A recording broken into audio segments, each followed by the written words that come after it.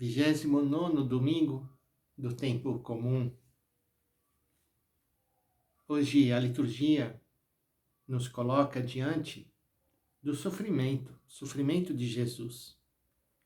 E qual é a nossa atitude em relação ao sofrimento das pessoas que estão à nossa volta? Não é muito fácil a gente tocar nesse assunto, principalmente em meio a uma pandemia, onde tantos de nós perdemos entes queridos, sofremos com essa enfermidade, sentimos a nossa fé fraquejar, titubear muitas vezes, e certamente todos nós, alguma vez, já nos fizemos a pergunta: por que tudo isso? Por que temos que passar por tudo isso? Eu acredito que as leituras de hoje, elas iluminam essa realidade. Já desde a antífona de entrada para a missa desse domingo, que é tirada do Salmo 16, e diz: clamo por vós, meu Deus, porque me atendestes. Inclinai o vosso ouvido e escutai-me. Guardai-me como a pupila dos olhos, e à sombra das vossas asas abrigai-me. Portanto, aqui nós vemos como o salmista, do fundo do seu sofrimento, ele eleva a sua voz e o seu olhar a Deus e pede socorro. Portanto, aquilo que poderia ser uma atitude de desespero diante da dor e do sofrimento, para ele é um modo de ele manifestar a sua fé e a sua confiança em Deus. Eu creio que é nessa direção que nós temos que considerar aquilo que vai acontecendo na nossa vida, como ocasiões de dor, de sofrimento, sim, mas também de nos reaproximarmos de Deus, de experimentarmos a nossa limitação e de que Ele vem em nosso socorro e Ele nos guarda, como diz o salmista, como a pupila dos seus olhos. O que nós celebramos todas as missas é o mistério pascal da morte e da ressurreição do Senhor. Hoje no Evangelho nós temos um dos anúncios da paixão, terceira vez que Jesus anuncia no Evangelho de Marcos o seu sofrimento. E sempre diante de cada um desses anúncios, nós vemos uma atitude totalmente fora de sintonia por parte dos discípulos, dos apóstolos. Isso mostra já a dificuldade que é para nós integrarmos no nosso caminho aquilo que possa acontecer de cruz, de dor, de sofrimento e de morte. A primeira leitura, tirada do profeta Isaías, diz: o Senhor quis macerá-lo com sofrimentos. Está falando daquela figura chamada o servo sofredor e que prefigura a paixão de nosso Senhor Jesus Cristo. Oferecendo sua vida em expiação, ele terá descendência duradoura, fará cumprir com êxito a vontade do Senhor. Por esta vida de sofrimento alcançará luz e uma ciência perfeita. Meu servo, o justo, fará justos inúmeros homens, carregando sobre si as suas culpas. Essa imagem tão bonita nós trazemos conosco, né? Cristo na cruz, que carrega as nossas culpas. Então, o seu sofrimento tem um significado, um sentido salvífico, redentor, de salvação para as pessoas.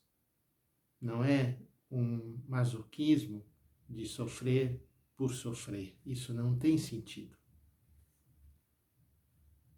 A segunda leitura, tirada da carta aos Hebreus, fala que nós temos um sumo sacerdote eminente que entrou no céu, Jesus, o Filho de Deus. Por isso, permaneçamos firmes na fé que professamos. Temos um sumo sacerdote, e aqui vem a parte importante, capaz de se compadecer das nossas fraquezas. Porque ele mesmo foi provado em tudo como nós, exceto no pecado. Aproximemo-nos então com toda a confiança do trono da graça, para conseguirmos misericórdia e alcançarmos a graça de um auxílio no momento oportuno. Esse Senhor que passou por tanto sofrimento, ele entende o nosso sofrimento e vem em nosso socorro. É isso que Jesus queria compartilhar com os seus amigos na sua subida a Jerusalém, mas eles não entenderam.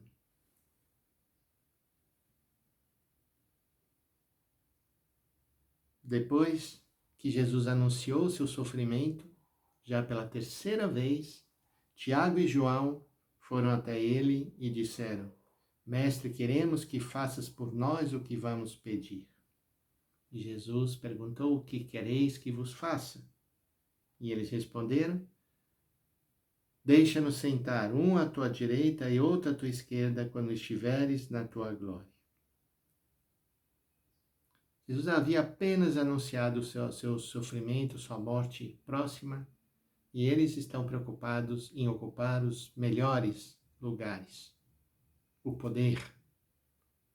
Como a tentação do poder faz tanto mal. Na igreja, na sociedade, nas nossas famílias. E Jesus realmente é o contrário de tudo isso. Ele jamais usou da sua autoridade para exercer poder sobre os outros. Jesus então diz a eles: Não sabeis o que pedis. Por acaso podeis beber o cálice que eu vou beber? Podeis ser batizados com o batismo que eu vou ser batizado? Ele estava aqui falando da sua morte. Mas eles não entenderam. E respondem: Podemos? E lhes disse: Vós bebereis o cálice que eu devo beber e sereis batizado com o batismo com que eu devo ser batizado.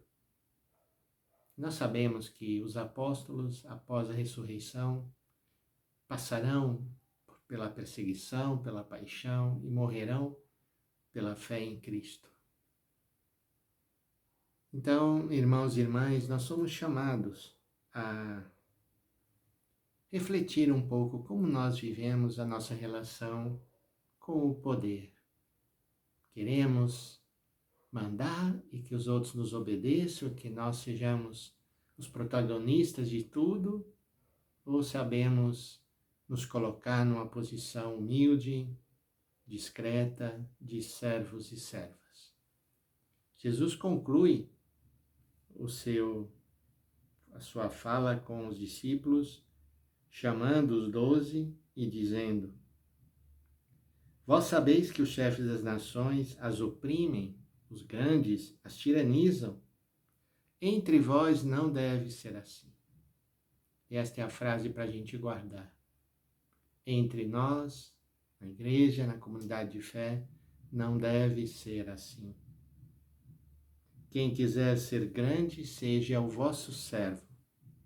Quem quiser ser o primeiro, seja o escravo de todos.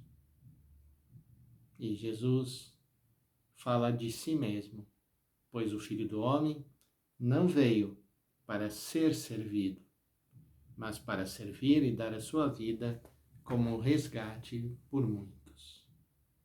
Então, peçamos também essa grande graça de podermos ser servos humildes de todos, nos colocar não no primeiro lugar, não ambicionar os primeiros lugares, mas servir de forma anônima para que o Senhor seja o único sujeito protagonista do bem, que através de nós talvez o Senhor nos use para poder fazer o bem. Peçamos a bênção de Deus para nós, para nossas famílias. Em nome do Pai, e do Filho, e do Espírito Santo. Amém.